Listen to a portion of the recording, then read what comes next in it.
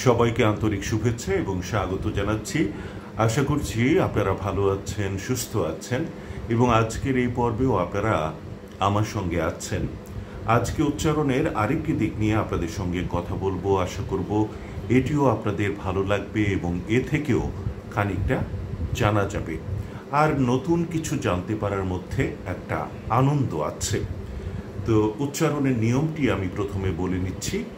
যদি শব্দের প্রথম ব্যঞ্জন বর্ণের সঙ্গে মফলা যুক্ত থাকে তাহলে তার কোনো উচ্চারণ হয় না।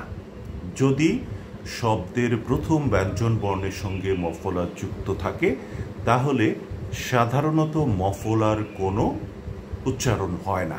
তবে প্রমিত উচ্চারণ রীতিতে মফলাযুক্ত বর্ণটির খানিকটা নাসিক্য প্রভাবিত উচ্চারণ হয়, অর্থাৎ যেই বর্ণটার সঙ্গে মফলা যুক্ত আছে তার উচ্চারণ খানিকটা নাকিস্বরে হবে।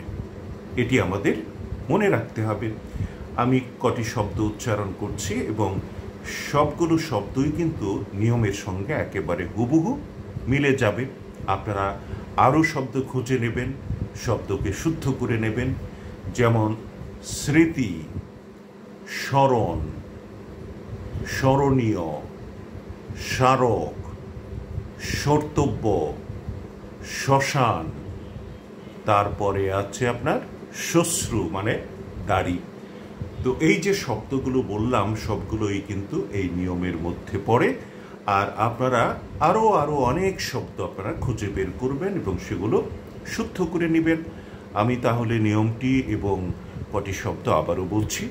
যদি শব্দের প্রথম ব্যঞ্জন বর্ণের সঙ্গে মফলা যুক্ত থাকে তাহলে সাধারণত তার কোনো উচ্চারণ হয় না। তবে প্রমিত উচ্চারণ রীতিতে মফলাযুক্ত বর্ণটির উচ্চারণে খানিকটা নাসিক্য প্রভাবিত হয়, অর্থাৎ একটুখানি নাকিস্বরে উচ্চারণ হয়। শব্দগুলো আমি আবারও বলছি। স্মৃতি, স্মরণ, স্মারক, স্মরণীয়, কর্তব্য, শ্মশান, তারপরে আছে শ্বশ্রু। আশা করি বিষয়টি আপনাদের কাছে পরিষ্কার হয়েছে এবং আজকের আলোচনায় আমার সঙ্গে থাকার জন্য আপনাদের সবাইকে আন্তরিক ধন্যবাদ জানাচ্ছি।